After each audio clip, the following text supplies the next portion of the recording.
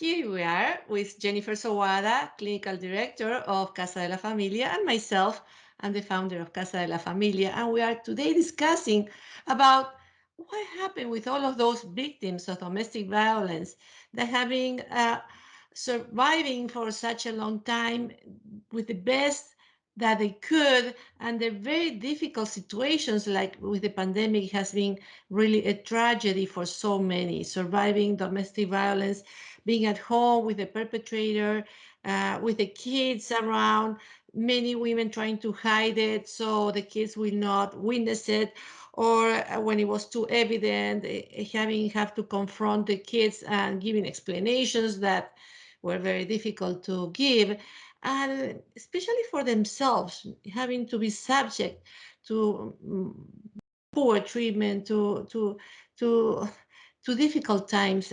Many having victims of emotional abuse, verbal abuse, and even physical abuse, and even sex abuse. So our heart goes with all of them, with our best recommendations about what is it that we can do. Jeniifer?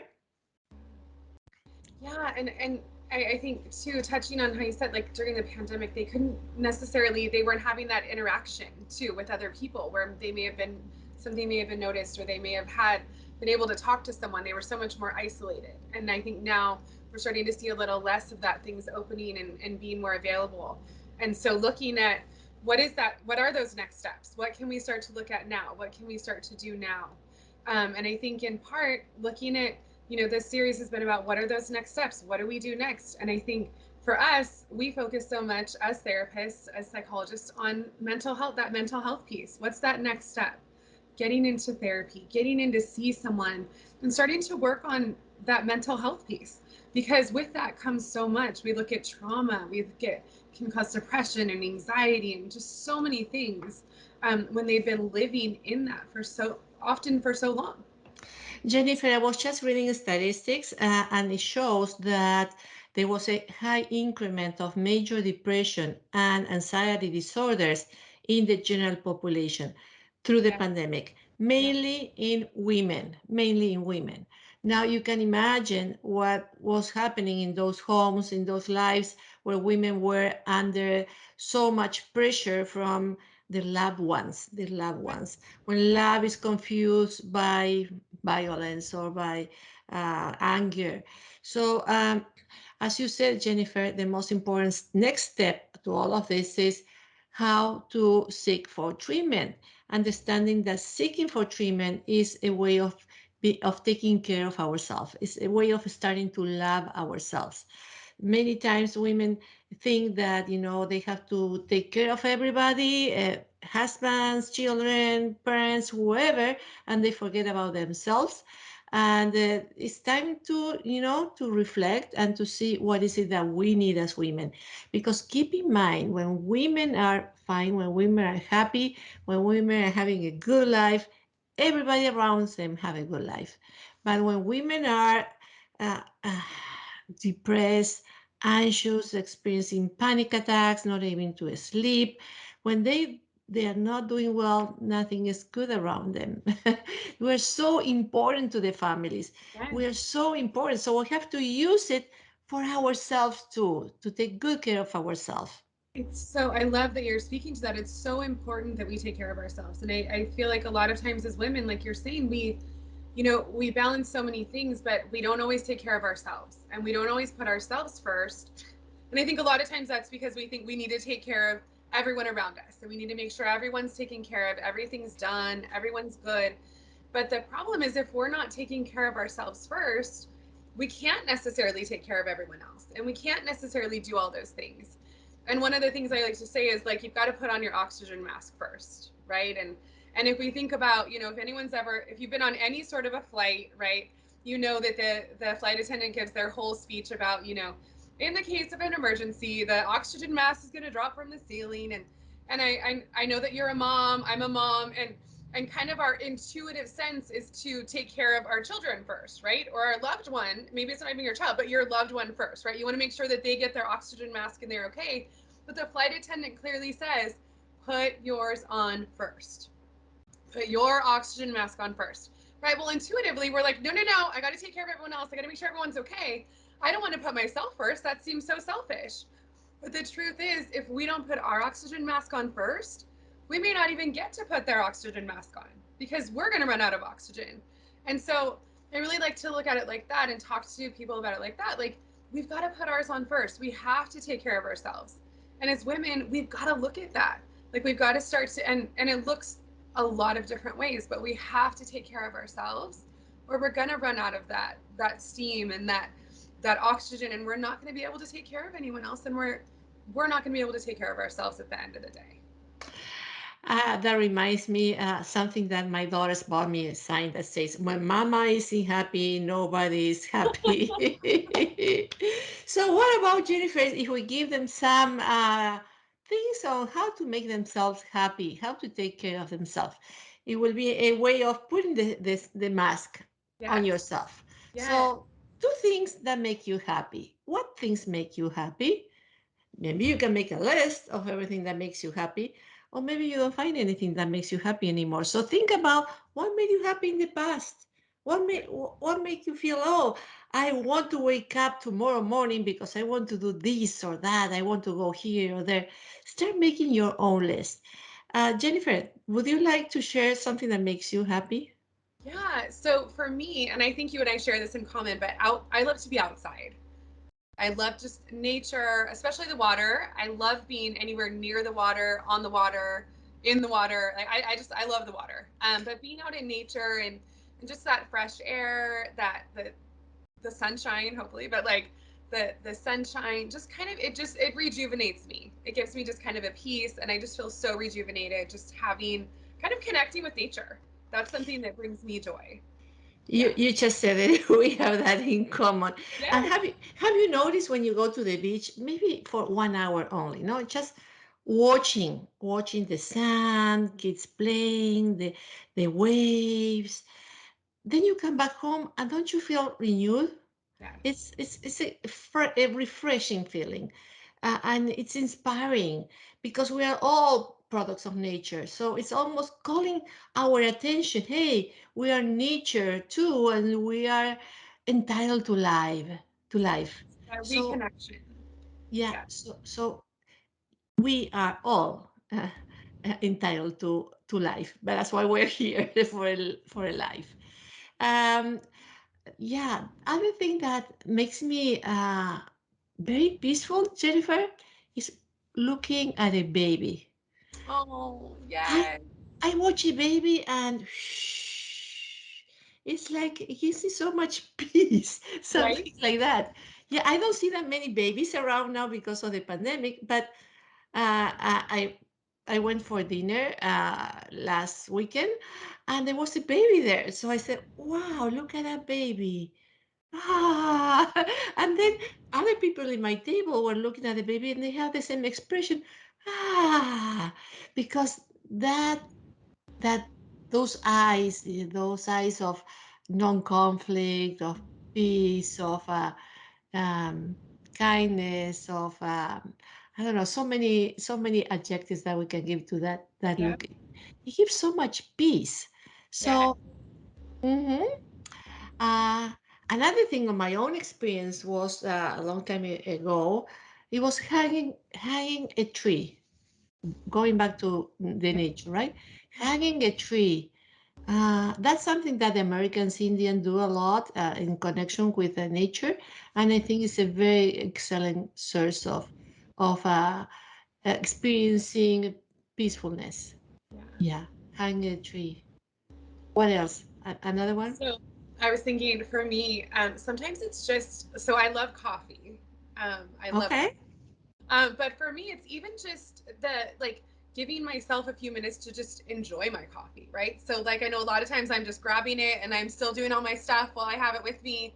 But just when I take kind of a few minutes to say, like, you know what, I'm just going to sit down and intentionally enjoy this cup of coffee and have just a couple minutes of enjoyment and be, I guess, more mindful of it, right? Like mindful of the experience and mindful of just taking those few minutes and they're mine and somewhere quiet. My favorite place is to go in my backyard and sit out there, and again kind of tying in the whole nature thing, but that's one of my favorites, is just to go out there and can hear the birds. It's peaceful, it's quiet. um, but just having a few minutes and just taking that time and being kind of mindful of it and enjoying it. Yeah. I'm trying to remember what others tell me. For example, somebody was telling me that long showers, Oh, yeah. long showers. I don't think it's very environmental wise. But take a long shower if that's what makes you feel good. We're talking about things that can make you feel good. Somebody else also, this is not just somebody else, a lot of women told me that having a pet, a dog or a cat, and Yeah. talking to the pet, to the to the pet, is spending time with the pet, caring for the pet. That's also very healing for them. I don't have pets, so I cannot talk about that from my own experience. But for a lot of people, that we are talking about simple, very very simple experiences that don't cost any money, that no time involved. Well, if you take long showers, maybe, but that's it, right? You can wake up a little bit earlier to have a long shower if you wish, but also breathing, breathing, because when we are under stress, we we hold down our breathing and it creates more stress. So breathing, don't forget about breathe all the time. So these very very simple experiences, but when trauma is involved, these simple experiences are very basic and very important, but you need to go the next step. And the next step is either having someone that can really listen actively to you, and a very good friend, but it has to be someone that is not going to condemn you or criticize you or tell you you should have done this or why you didn't do this before or things like that. Somebody that can listen really carefully, which there between us there are not that many people that can do that. It's very true. And in addition to that, therapy. And therapy, remember, therapy is not for just the mentally ill. Therapy is, for example, women support groups. Women support groups are so Yes. essential in recovery. Having other women that went through similar experiences that can talk about what they went through and how they resolved their own issues, or what might have happened if they have done this, or what actually happened if they did when they did that, whatever they want to share. But they usually want to share the experience of you are not alone. We Yes. are a whole community behind this, Yes. and Yes. we are here to support each other. Yes, and two, I think, yeah, all of that's so important in support groups. Also, you've got women in all different stages, right? All different stages of this, their situations and their environments. And so sometimes you've got women who are, months ahead or years ahead of, where maybe this new person is, and they are able to see like, okay, look at how far they've come. Look how much growth has happened. Look how much, and you just, I think I love when I see that, like, and when you see them come together and sometimes even are able to mentor someone, like, look, I know what it was like to be there, like I was there, and now here I am, right? And it gives that hope too, right? Like for someone to see, like, okay, look how far, like, all right, look, there is another side, like there's light at the end of this tunnel, there's somewhere for me to head towards. um and it normalizes so much too, like when you're in an environment where you see someone else has experienced the same thing, because it can feel so isolating to be in that situation and to know that, and not just to know that someone has been through it, but to sit with and talk with people, other women who have been through the same thing. And it really just normalizes that experience, that you are not alone in this. And remember that a victim of domestic violence is usually a victim of power and control by somebody else. So, by doing power and control, the victim is isolated. So, when we are talking about women's support groups, we are talking about reversing that system. So, when some women say, I don't want to hear about others' experiences, I don't want to hear other pains, it's not about hearing other people suffering, it's about a growing experience for everyone as a group. So if you never participate in a group, just go. You don't have to talk if you don't want to talk. You can talk whenever you're ready. It's not that you have to go and tell and everybody will know now about your intimate life. No, no, no. You share whenever you are able to share, whatever you want to share. But you also listen to others and you incorporate what is good for you. And if it's not good for you, you just put it aside. And as nobody will criticize you, you will not criticize anyone. It's a common experience for everyone. It's really, really an amazing healing experience. And then the other side is the individual psychotherapy, where you can analyze and understand what were the issues that affect you, that you were enter this relationship, not to blame you, not to blame you, just to understand yourself, to know where you're coming from, or how were you manipulated into this situation. And you can learn what are the bottoms that people may touch to make you feel hooked into a relationship when maybe you wouldn't consider it otherwise. So you learn a lot about yourself. And this is not a group experience, this is an individual experience. And it's important to learn where you're coming from, how you function within certain circumstances, because when you learn about yourself, it's bringing light to your own life, it's understanding your own life, and from there, you can take better care of yourself in terms that more than likely you will not go through the same ever again because you learn. When we don't know, when we think that, oh, I'm going to forget about this, I'm going to start all over, nothing happened here, we're lying to ourselves. It's so important to know where you're coming from.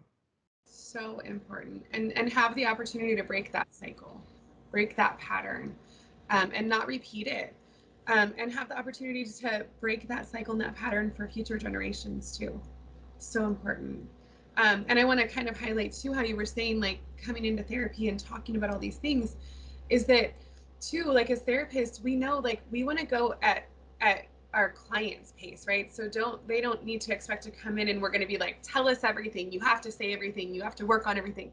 That absolutely the opposite of that. Like, we want you to come in and feel at peace and feel comfortable in this space and feel like you can trust, and then go at your pace and share what you feel comfortable with and share what is okay for you. And it'll all come together, and there will be a time where you can share those things, but that we don't force that. We don't make people do things, but that it's a supportive environment, it's a supportive place, and breaking that isolation, allowing a space to feel that you can trust someone and you can be supported and you can be cared for. And many people, many women, especially women, we're talking mainly about women, not exclusively about women, but many victims, especially women, think that I'm not going to go to therapy because I want to go back with him. Going to treatment doesn't mean that you have to leave him. Going to treatment means that you need to learn about yourself. So Yeah, you will be able to manage the situation much better. So nobody will force you to divorce if you don't want to divorce. Nobody will force you to kick him out of the house if that's not what you want to. Nobody will force you to anything. It's right. just learning about yourself and learning what is best for you from yourself, not from anybody's standpoint. Absolutely. And that's so important because everyone's an individual, right? There is no, we don't have one model that fits everyone, right? Like it absolutely depends on that person that comes in to see us, right? And we model it for them and what's the best plan for them, what's the best way to work with them, like that particular person. It's not just a one size fits all. And so, yeah, we're not here to tell. I love that you said that. We're not here to tell anyone to get a divorce. We're not here to tell anyone to leave someone. We're here to give support and to give care and to help recognize those patterns, recognize strengths within them so that they can grow and they can become stronger, and then decide what they want to do. And we can walk alongside them in that. But it's always their choice. It's always the individual's choice what they want to do. And we're here to support them. And the other issue is that many women meant to say, well, I go to church for that. Mhm. And that's great that you go to church, that you have a spiritual background that supports you, that makes you feel important, that makes you feel protected, that you feel it makes you feel connected. That's very important. But this is something else. It's different from the spiritual connection. This is working on your own issues. When you go to mass or to any kind of service, You are not talking about yourself, about your childhood, about your mom, your dad, or what you saw in your neighborhood, or what happened with your first relationship. You don't talk about those things. When you go to church, or to talk to a pastor, you may talk about what is bothering you right now, and the pastor, the priest, the nun, or whoever, the rabbi might tell you some supportive statements about being in connection with God and not lose your faith and etc. Those kind of statements, and those are very good. Therapy is totally different. So, and it's not one or the other. Both I is the absolutely. best. Yes, absolutely. That's what I was going to say. Like it works so much better when you combine the two, right? When you have the support of both of them, and if that's something you do, then having the support of both. And it's just, yeah, absolutely. The more support you can have. Exactly. Actually, the more support you can have from everybody, the best for you. So Absolutely. it's not doesn't have to be exclusive of this or that. So if you can go to group therapy or groups, women support groups, if you can go to therapy, if you can go to your church, if you can talk to your best friend or to the person that you can trust, and you can talk to your pet or to the tree or to the waves in the ocean, at the beaches or whatever, everything is there for you to be able to become a survivor and never, never, never experience violence in your life anymore. Absolutely. So, with this, we hope that you enjoy all the series that we have during this month of domestic violence. But this is not just 1 month, this is life. So go wherever, whoever you trust, and remember, Casa de la Familia is here for you. And the phone number 877-611-2272. Here we are to talk to you. Our best wishes to you.